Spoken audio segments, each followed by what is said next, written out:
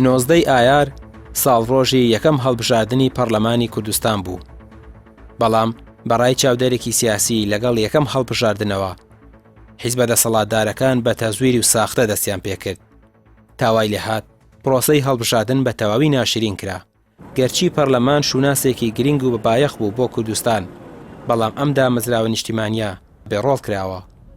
لەو ڕۆژەوە میلەتی خەڵکی هەرێمی کوردستان گەیشتا و قەناعەتەی بەرامبەر بە دنیایە کە کوردستان بۆ ئەم هەڵبژارنانەوە دێموکراتیە، بەڵام لە هەمان کاتیشدا بەوەی سەختەکاری و خۆڕەخکاری و هەموو دەستخستنەوەکایەکانی ئابووری و سەربازی و ئەمنی و بەکارهێنانی بۆ هەڵبژارنەکان ئەمە وای کرد کە لە دیوی دەرەوە ناوی دێموکراتیە، بەڵام لە ناوەڕۆکدا قوڵکردنەوەی ئەو پڕی ئیستیبداد و خۆڕەخکاری و سەوسانەوەی. بۆیە پەرلەمانی کوردستان لە سەرەتاوە وەکو شوناسێکی گرنگ بوو بۆ هەرێمی کوردستان، بەڵام لە هەمان کاتیشدا سەرەتایەکی زۆر خراپ بوو. ئەم سەرەتای خراپە تاکو ئێستاش ماوە دیارە 2000 شانەمەی حوتی مانگ بوو کە یەکێتی و پارتی بەهۆی قۆڕەخکاریانەوە وەم دەوێنە پارتی دموکراتی کوردستان بە تەنیا پەرلەمان وەکو ئالەیەکی داهاتوە بەرز حیزبەکانەوە کە ئەمەش لە سەرەتایەکەی بۆ شێوەزە هات.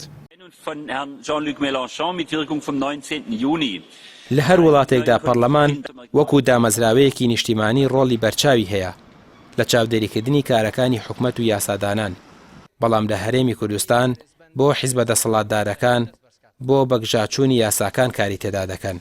پەرلەمان بە بڕیاری حیزب دادەخرێت، دەکرێتەوە بە بڕیاری حیزب، وەزیر لە حکومەت دەردەکرێت بە بڕیاری حیزب، حەسانە لە پەرلەمانتار وەردەگیرێتەوە بە بڕیاری حیزب. بە دەنگی 57 ئەندامی پەرلەمان پارێزبەندی لە بەڕێز سۆران عومەر سەعید وەرگیرایەوە. بۆیە ئەندامێکی پێشووی پەرلەمان بە ناومێدیەوە دەڵێت پەرلەمان ئەم دەستگایە نەبوو کە خەڵک چاوەڕێی دەکرد لە بری ئەوەی حکومەت چاو لە دەستی پەرلەمان بێت.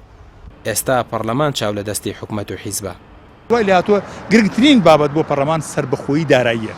پەرلەمان تا ئەم لەحزەیە نە دەسەڵاتی دادوەری نە پەرلەمان سربەخۆیی داراییان نیە. هەمیشە بۆ موچەی کارمەندەکانیشان چاوەڕێ ئەوەکەن کەوا حکومەت مەبلەغی پارەیان بداتێت و تەوزیعەکەن بەسەر پەرلەمان. ئەمە وای لێ کردووە کە پەرلەمان چاو لە دەستی حکومەت بێ و لە بریەوەی کە ئەمان متمانیان باوەنداوە ئەو چاوەڕێی ڕەحمەتی ئەمان بن زۆر بەداخەوە ئەمان چاوەڕێی ڕەحمەتی حکومەت. حیزبەکانی دەسەڵات بەڵایەکیان بەسەر پەرلەماندا هێناوە کە هەموو تاکێک لە پەرلەمان و پەرلەمانتاران تووڕەیە.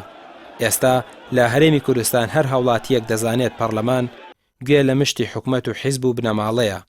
ئەمەش بەرهەمی سیاسەتی حیزبەکانی دەسەڵاتە کە هەردەمی ستویانە سامان و بڕیاری سیاسی و چارەنووسازی ئەم وڵاتە تەنیا لە دەستی حیزب و مەکتەب سیاسیەکاندا بێت. ڕامیار عوسمان، کەناڵی پەیام، سلێمانی.